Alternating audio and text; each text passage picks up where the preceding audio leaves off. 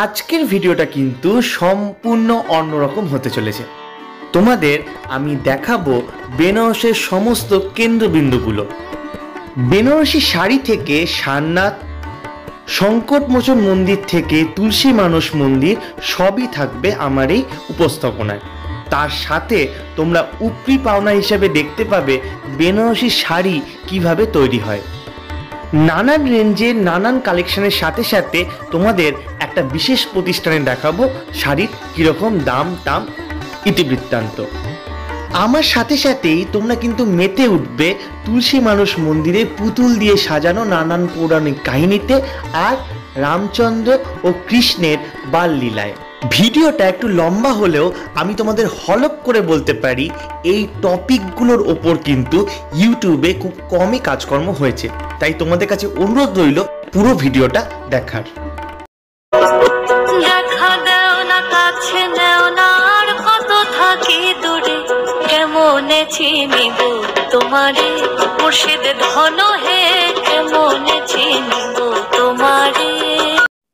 So good morning from Kashi.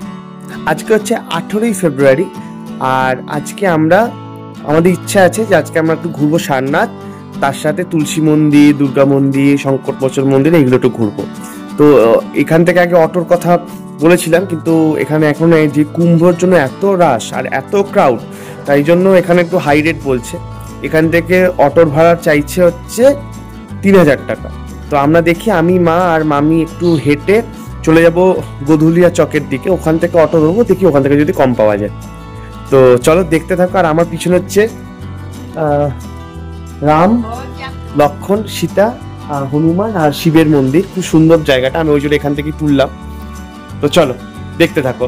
আর সারনাথ বেনারস এসে যদি সারনাথ না যাই তাহলে তো মনে হয় আশাটাই বৃথা। তার কারণ হচ্ছে সারনাথ থেকে কিন্তু আমাদের ইন্ডিয়ান এমব্লেম সেটার কিন্তু অরিজিন হয়েছে। তো চলো দেখতে থাকো তাহলে। জয় শ্রীরাম বলে শুরু করা যাক আজকের অভিযানটা। আবারও চলে এসেছি সেই রাস্তাটায়, সেই একই ভিড়, সেই একই ধাক্কাধাক্কি।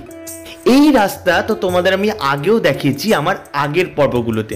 তোমাদের সাথে আমি শেয়ার করেছিলাম যে কিভাবে আমাদের হোটেল থেকে এই মূল রাস্তায় বেরোতে নাকানি চোবানি খেতে হচ্ছিল।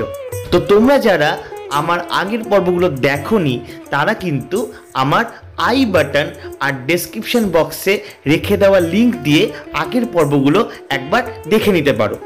ভিড়ভাট্টা ও ধাক্কাধাক্কি থেকে নিজেদের ও ক্যামেরাকে বাঁচিয়ে নিয়ে চলে আসলাম নন্দী সার্কেলে। এই যে বাদিকটা চলে যাচ্ছে দশাশ্বমেধ ঘাটের দিকে, আর আমরা যাব ডান দিকে গোধুলিয়া চকের দিকে। ওখান থেকে একটা অটোওয়ালার সাথে দরাদরি করে আমরা বেরিয়ে পড়লাম অভিযানে। প্রথমে আসলাম সংকটমোচন মন্দির। আমরা কুম্ভের সময় গিয়েছিলাম বলে রেটটা একটু বেশি ছিল, আমাদের 3000 পড়েছিল, কিন্তু নর্মালি তোমরা 2000-এর মধ্যে কিন্তু এইটা পেয়ে যাবে। সংকটমোচন মন্দির এটা কিন্তু বেনারসের অতীব প্রাচীন এক মন্দির এবং যুগ যুগান্তর ধরে বিশ্বাস হয়ে আছে যে হনুমানজি তার আপন মহিমায় সবার সংকটমোচন করে যাচ্ছেন। মন্দিরে কিন্তু ক্যামেরা একেবারে প্রহিবিটেড। মঙ্গলবার আমাদের কিন্তু সংকটমোচনের দর্শন হয়ে গেল।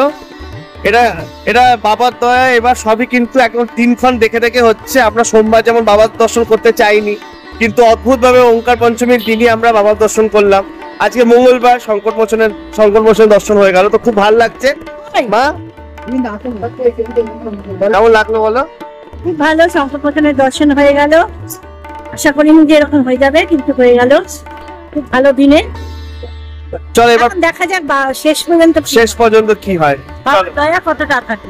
চলো মামি কিছু বলবে? হ্যাঁ, ভালোই লাগলো। শেষ দর্শন করে দর্শন করতে পারি ভালো মতন করে। ঠাকুরের আশীর্বাদ না থাকলে তো হয় না, হয়তো আজকে সংকটমোচন মন্দির দর্শন করে আমরা এবার চলে আসলাম ত্রিদেব মন্দিরে। এই মন্দিরে কিন্তু উত্তর ভারত এবং দক্ষিণ ভারতের মন্দিরের কাজকর্মের একটা সুন্দর মেলবন্ধন চোখে পড়ে। এই মন্দিরটা ত্রিদেব অর্থাৎ ব্রহ্মা, বিষ্ণু, মহেশ্বরের নামে উৎসর্গিত হলেও এখানে কিন্তু খাটু শ্যামজি থেকে শুরু করে হনুমান, রাম, কৃষ্ণ সবারই কিন্তু মূর্তি চোখে পড়ে। মানা হয় 18 শতকে বালাজি পেশওয়ার হাত ধরেই এই মন্দিরের নির্মাণ হয়েছিল। এক কথায় মন্দিরটা কিন্তু অসাধারণ এবং ভিতরে একটা অনাবিল শান্তির পরিবেশ সব সময় যেন বিরাজমান।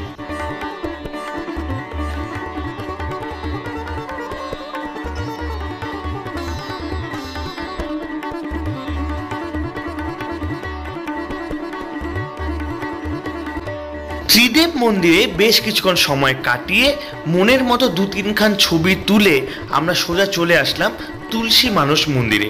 এটা কিন্তু ত্রিদেব মন্দিরের থেকে একদম কাছাকাছি। বেনারস আসলে অবশ্যই কিন্তু তোমরা এই মন্দিরটা লিস্টে রেখো, তার কারণ এখানে দেয়ালে ছোট ছোট গল্প কথায় যে রামায়ণ মহাভারত তুলে ধরা হয়েছে তা কিন্তু এক কথায় অনবদ্য। চলো আমার সাথে দেখতে থাকো। ঢুকতেই কিন্তু চোখে পড়ে এই তুলসীদাসের পুতুল মূর্তি, যিনি অনবরত তার রামচরিতমানস পাঠ করে চলেছেন। দ্বিতল এই মন্দিরে চারদিকে কিন্তু দেয়ালে লেখা রয়েছে রামায়ণের নানান কাহিনী। বলতে গেলে পুরো রামায়ণটাই কিন্তু লেখা আছে এই দেয়ালে।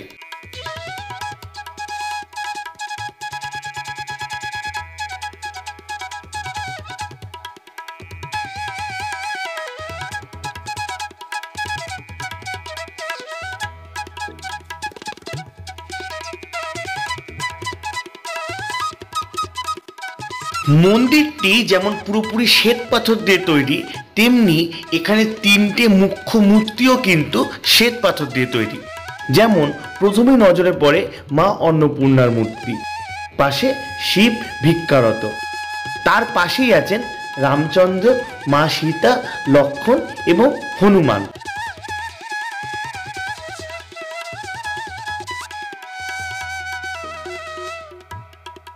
এবং সর্বশেষে আছেন শ্রী সত্যনারায়ণ ও মাতা লক্ষ্মী।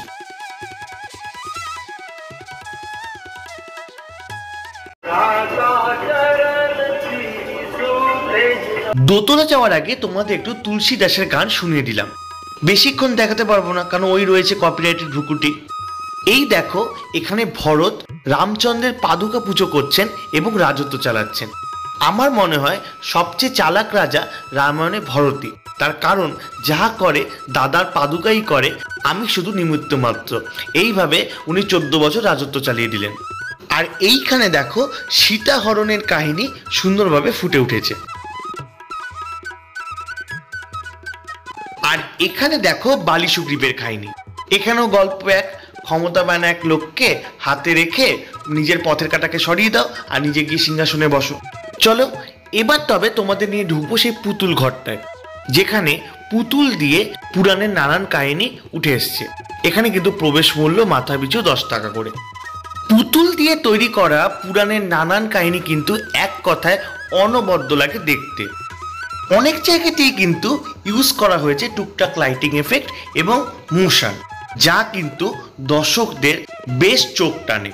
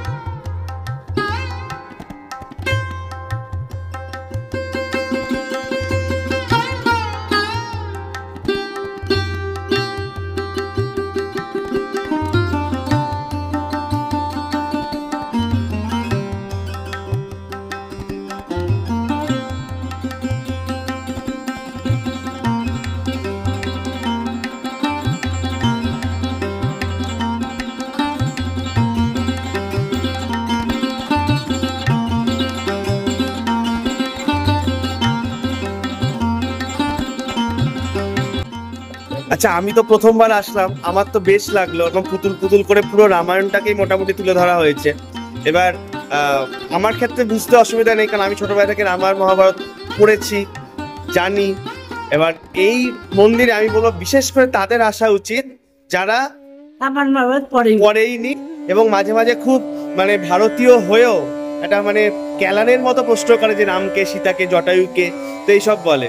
তো আমি বলবো তাদের বেশি করে এখানে আসা উচিত, কারণ পুরো রামায়ণটাকে যে এইভাবে সুন্দরভাবে তুলে ধরা যায় সেটা এই মন্দিরে এসে দেখতে হয়। আর সত্যি কথা মানে এই দুতলাতে পুরো রামায়ণ তলা, আর বাকিটা তো পুরো কান্নাই। হ্যাঁ, মা সীতার কান্নাই আছে, তো মা সীতার কান্নাটা বাদ দিয়ে যতটুকু গল্পটা আছে পুরো গল্পটাই কিন্তু এখানে তুলে ধরা হয়েছে, তাই তো? তুলসী মানস মন্দিরের একদম পাশেই কিন্তু আছে দুর্গাবাড়ি, আর এর ভিতরে কিন্তু ক্যামেরা একেবারে প্রহিবিটেড। তোমরা এখানে দর্শন করতে পারবে দশ মহাবিদ্যার কুষ্মান্ডা রূপকে। দুর্গাবাড়ি দেখে এবার আমরা চলে আসলাম একটা বেনারসি ফ্যাক্টরি কাম শপে। বেনারসে আসবো আর বেনারসি শাড়ি দেখবো তা তো হয় না, তাই আমরা একটা দোকানে এসেছি, আমাদের অটোওয়ালাই নিয়ে এলেন। এটা বেনারসি ফ্যাক্টরি, তো সেখানে শাড়িগুলো দেখে মার ভীষণ পছন্দ হয়ে গেছে। তোমাদের একটু দেখাই, দাম ফামগুলো দেখাই, তো দেখে নাও। प्योर बनारसी है।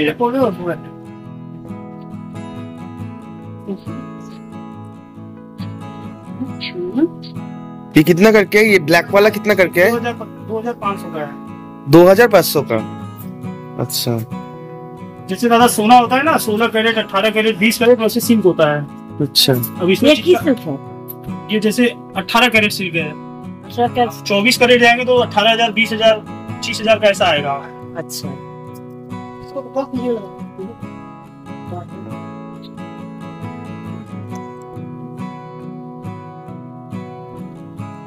ब्लाउज ये हम खोल के दिखा रहे हैं ना आपको, आपको पसंद है तो साड़ी खोल के दिखा देंगे दीदी। ये पूरा साड़ी आएगा, ये देखिए ये ब्लाउज आएगा, ये पल्लू आएगा।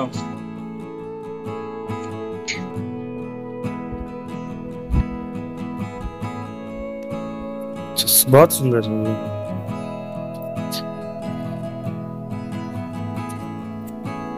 इसमें और भी कलर आएगा, लाइट कलर, डार्क कलर, कौन से 15 कलर आता है इसमें।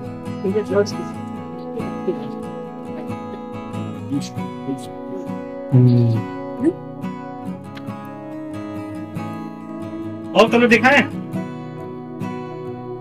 देखिए 4 कलर ये है और कलर दिखा रहे हैं। ব্ল্যাক শাড়িটার এতগুলো অপশন।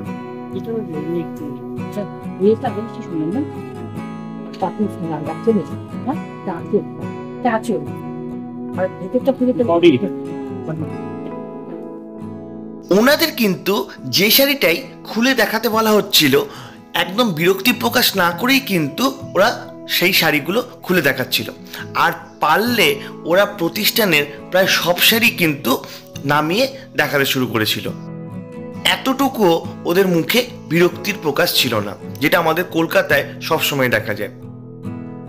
এই দেখো, এই যে শাড়িগুলো দেখাচ্ছে এটা কিন্তু 2250 টাকার রেঞ্জে। এখানে একটাই ডিফারেন্স, আগের শাড়িটার মধ্যে যে বুটি বুটি ছিল সেগুলো বুটি বুটি নেই, এটা একটু দাম কম, এটা 2000। ये कितना रेंज का है?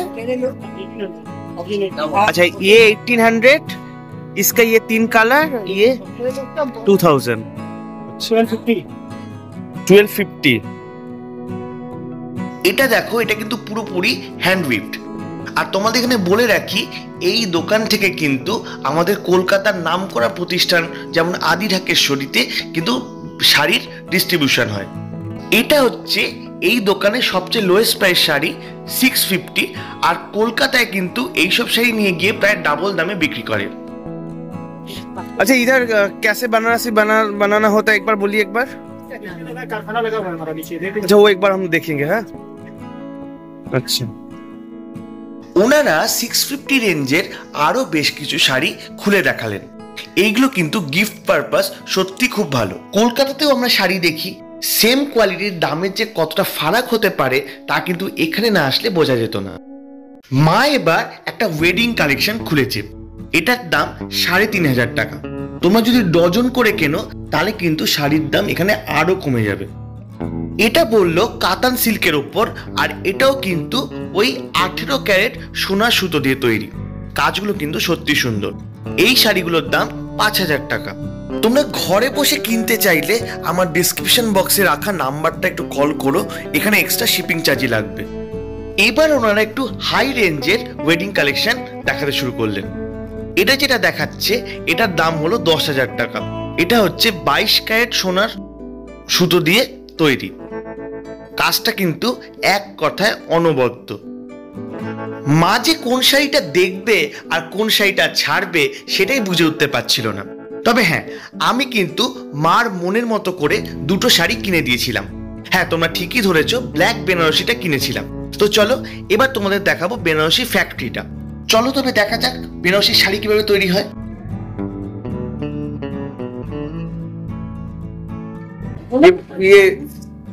ये क्या सूता लगा हुआ है? हैंड मशीन का धागा है, इसी पे नीचे ये देखिए मेन ये धागा है, हाँ, जो रेशम का धागा होता है, रेशम के धागा होता है। ये ऐसे करके वो मशीन से धागा है। ये डिजाइन निकलता है, ये मशीन जो है छोटा वाला, हाँ, ये डिजाइन निकलता है, ये मशीन डिजाइन निकलते हैं। डिजाइन निकलता है और जो लगा हुआ है हाँ। उसी से हैंड से वीव करते हैं हम कारीगर, ओ हैंड से वीव होता है, अच्छा, इधर पूरा हैंड से वीविंग होता है। हैंड से। अच्छा, और ये डिजाइन मतलब जो आएगा वो कैसे पता चलता है? वो लकड़ी दिख रही है ना, लकड़ी, हाँ। उसको जब अप डाउन करेंगे नीचे ऊपर, ये चेंज होता रहेगा, तो फिर इसी के आधार पे साड़ी वीव होगी। ओ वो जो सेटल लगा हुआ है उसको एक लेफ्ट एक राइट करेंगे, फिर उसको अप डाउन करेंगे, तो फिर वीव होता चला जाएगा। बस, बहुत सुंदर है, बहुत कुछ जानने के लिए मिला। Thank you. आपका नाम भैया? मेरा नाम सुनील छालिया। বাহ, থ্যাংক ইউ। এটা কিন্তু একটা সত্যি দারুণ অভিজ্ঞতা হলো যে বেনারসি শাড়ি কিভাবে তৈরি হয় আমরা দেখতে পেলাম।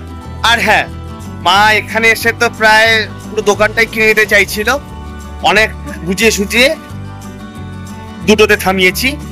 তো যাই হোক, আর পয়সা যা খসেছে সেটা নিয়ে আর ভাবছি না। তবে এটা দারুণ একটা অভিজ্ঞতা যে হ্যাঁ, নতুন ধরনের দেখলাম যে কিভাবে বেনারসি শাড়ি তৈরি হয়। মানে কি অবস্থা, মা বলছে যে আবার নাকি বারাণসী আসবে, আমার বিয়ের আগে এখান থেকে সস্তায় শাড়ি পেয়েছে, সস্তায় শাড়ি নাকি কিনে নিয়ে যাবে। সঙ্গে এটাও ভাবতে হবে তোর মেয়ে পাওয়া যাবে কিনা। সঙ্গে নাকি মেয়ে পাওয়া যাবে কিনা। মেয়ে পাওয়া যাবে, মেয়ে আমার পিছনে লাইন লাগিয়ে আছে, দাঁড়িয়ে আছে। আমি রেহা পছন্দ করছি না সেটা আলাদা ব্যাপার। বাড়িতে দেখো, রাখো না। তো এই আর এদিকে আমরা এখন সারনাথ যাচ্ছি। সারনাথ যাওয়ার পথে আমরা একটা মানে আমাদের অটোলাকেই বলেছিলাম, মাও বলছিল যে দুদিন ধরে খালি ভেজ ভেজ খাচ্ছে বলে নন ভেজ খাওয়ার জন্য আমরা একটা অনেকটা দূরে এগিয়ে এসেছি। আমরা সারনাথ যাওয়ার পথে একটা জায়গায় থেমেছি, জায়গাটার নাম হচ্ছে লখনৌ ফ্যামিলি লখনৌ রেস্টুরেন্ট, যে একটা নন ভেজ পাওয়া যায়। নন ভেজ বলতে মেনলি চিকেন আর মাটন, আর কিছু পাওয়া যাচ্ছে না। তো আমরা অর্ডার করলাম রাইস, বিরিয়ানি আর চিকেন, তো সেটাই খাবো। আর এদিকে মার, আমার তো এমনিতে বেনারসে খুব ভালোই লাগছে, বেনারস খুব ভালোই লাগছে। মার একটু প্রবলেম হচ্ছে, কেন না মা ছোটবেলায় এসেছিল, 2-3 বার এসেছিল বেনারস। এবার মার বক্তব্য যে মা নাকি তখন বিশ্বনাথ মন্দিরের সামনে প্রচুর নাকি এরকম দোকান দেখতো, প্রচুর নাকি মাছের দোকান ছিল, তো প্রত্যেক দিন নাকি চিতল মাছ এসব খেত, এগুলো একটাও পাচ্ছে না। আর আমি এখন এসে সত্যি কথা মানে এই মোমেন্টে আমরা যেটা একদম বিশ্বনাথ মন্দিরের পাশেই আছি, একদম গেট নাম্বার 1-এর সামনে, পুরো সার্কেলটা, হ্যাঁ মানে প্রায় ময়দাগির থেকে কি নামটা গদুলিয়া চক, তার থেকেও বেরিয়ে গিয়ে আমরা কিন্তু অনেকটা দূরে দেখেছি কোনো কিন্তু ননভেজ দোকান নেই। কথা বলতে বলতেই চলে এসেছে বিরিয়ানি। কলকাতার মতো না হলেও বেশ টেস্টি। আর এখানে বিরিয়ানির দাম 250 টাকা প্লেট। এখানে কিন্তু আলাদা করে চিকেনের ঝোল দেওয়া হয়। অবশেষে আমরা এসে পৌঁছালাম সেই ঐতিহাসিক সারনাথে।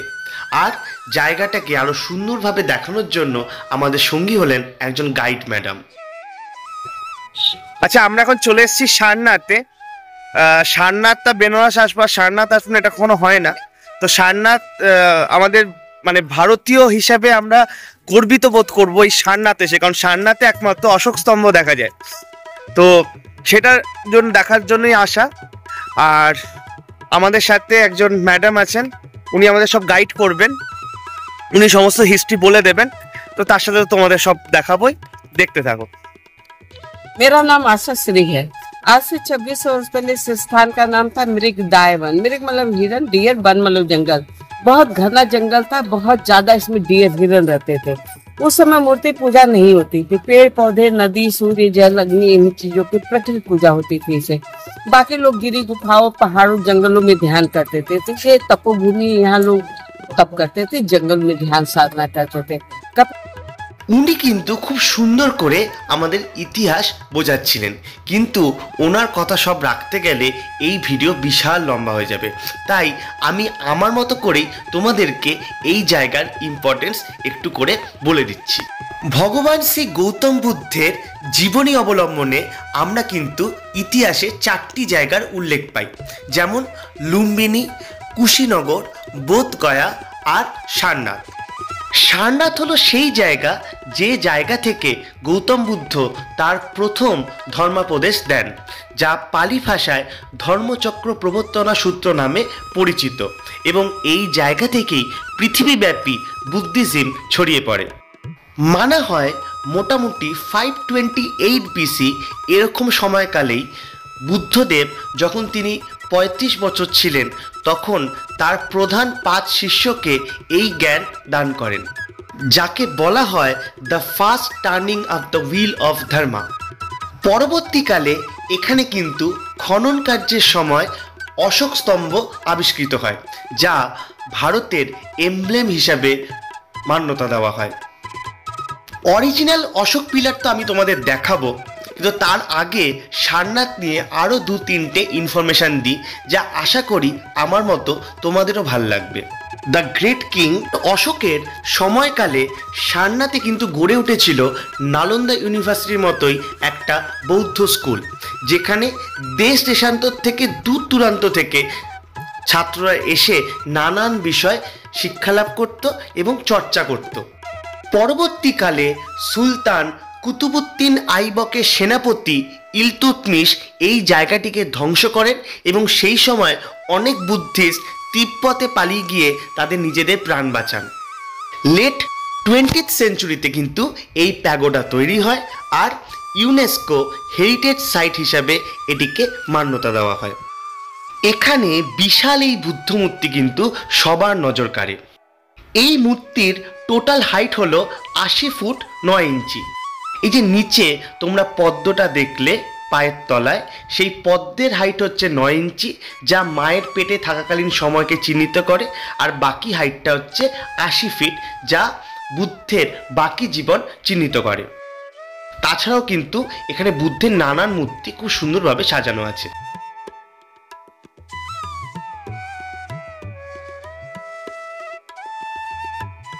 भी कहते थे सत्यता के सहारे चलने वाले, मतलब काल्पनिक चीजों के नहीं कि मान लो, मतलब जो जीवन में मतलब वो प्रयोग में हो रहा है उसको कल्पना नहीं कि हाँ बस मान लो। कि सत्यता के सहारे, सच के सहारे चलने वाले तथागत, तो इनका तथागत का दम पूरी दुनिया में गया, चाइना में भी।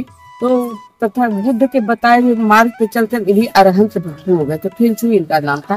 अरहंत भिक्षु हो गए थे, तो जब गांव में जाते थे भिक्षाटन के लिए, फिर जंगल में जो कुछ फल फूल मिलते थे बूंद कर लेके जाते थे, उस गांव के बच्चों में बांटते थे, उनसे अच्छी अच्छी बातें करते थे, बड़े लोग भी सुनते थे, अच्छी बातें सुनते थे, एंजॉय करते थे। इतनी अच्छी बात होते कि सब लोग बहुत अच्छा लगता था, इसलिए इनको देखते ही बच्चे हैप्पी हो जाते थे, लाफिंग भाषा। ये फेंगशुई है। हाँ, ये सिंदूरी फूल है, इसे सिंदूरी फूल कहते हैं। इससे सिंदूर बनता है, ओरिजिनल सिंदूर जो आप लगाई है ना कलर, नारंगी बनता है। हाँ, नारंगी कलर, ऑरेंज कलर बिल्कुल होता है, ऑरेंज कलर होता है। हाँ, रेड नहीं होता। मतलब मेटिश ही दूध। हाँ। अरे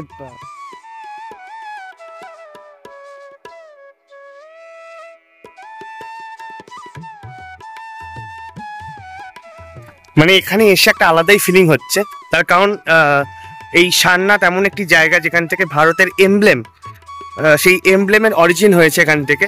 তো এটা একটা আলাদাই একটা মানে ফিলিং, আর মানে very very proud to be an Indian. তো এইখানে মা আর মামি এখানে আসলো না, আসলে মার তো অনেকবার আগে দেখা, তো ওই মার বললো একটু শরীরটা খারাপ লাগছে, আর এখন ঘুরে টুরে মা গেল, মার সাথে মামি বসে গেছে। আমি বললাম না, আমি তাহলে একা গিয়ে একটু দেখেই আসি। চলো তোমাদেরকেও দেখাবো, এখানে ফটো অ্যালাউড, এটা একটা ভালো জিনিস। এই সেই ঐতিহাসিক অশোক স্তম্ভ, যা 1950 সালে আমাদের ন্যাশনাল এমব্লেম হিসেবে বেছে নেওয়া হয়। এই স্তম্ভের একদম ওপরে দেখা যায় 4টে সিংহকে, যা শক্তি, সাহস, আত্মবিশ্বাস এবং গর্বের প্রতীক। আর মাঝে দেখা যায় আরও 4টি প্রাণীকে, তার মধ্যে হাতি বুদ্ধদেবের আদিকালকে চিহ্নিত করে। তিনি ছিলেন বৃষ রাশি, তাই বৃষ অর্থাৎ ষাঁড়কে দেখা যায়।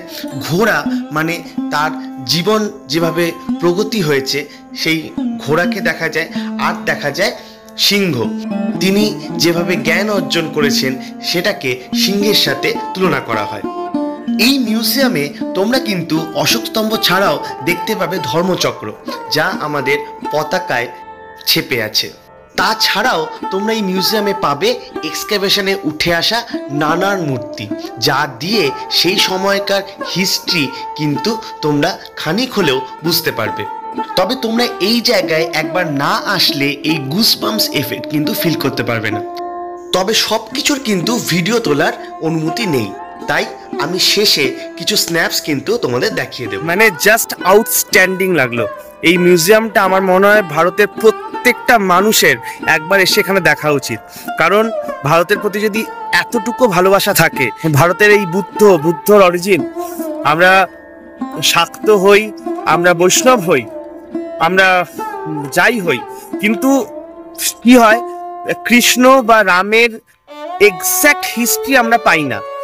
সেটা কিছুটা লোককথা, কিছুটা হচ্ছে বাল্মীকি বা তুলসীদাস তাদের লেখা গ্রন্থগুলোকে উপর ভর করে আমরা বলি, আর কিছু কিছু হচ্ছে পাওয়া গেছে। কিন্তু বুদ্ধ হচ্ছে রিয়েল এক্সিস্টেন্স।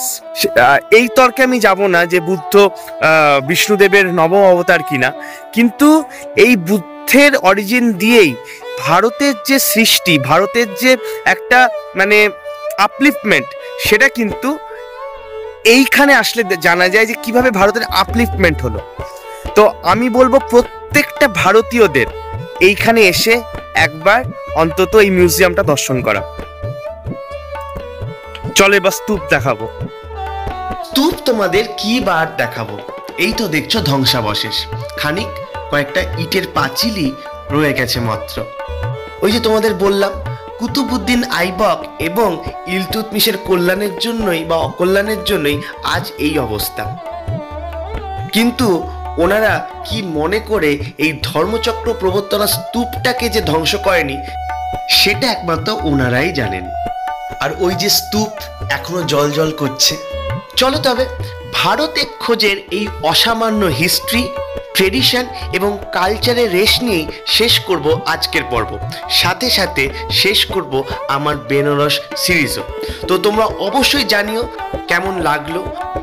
আগের পর্বগুলো না দেখা হলে অবশ্যই আমার ডেসক্রিপশন বক্স চেক করে নিও, আমি সব লিঙ্কগুলো দিয়ে রাখলাম। আর এই ভিডিওটা কেমন লাগলো আমাকে জানিও, ভালো লাগলে লাইক করো, কমেন্ট করে তোমাদের মতামত জানিও, আরও কিছু দেখানো বাকি রইল কিনা সেটাও বলো। আর যারা এখনো সাবস্ক্রাইব করনি তারা কিন্তু সাবস্ক্রাইব করে নিও, এটা তোমাদের কাছে একান্ত অনুরোধ রইল। খুব শিগগিরই ফিরবো নতুন একটা গল্প নিয়ে। তবে এখানেই শেষ করলাম, এই মন্ত্রেই শেষ করি, বুদ্ধং শরণং গচ্ছামি।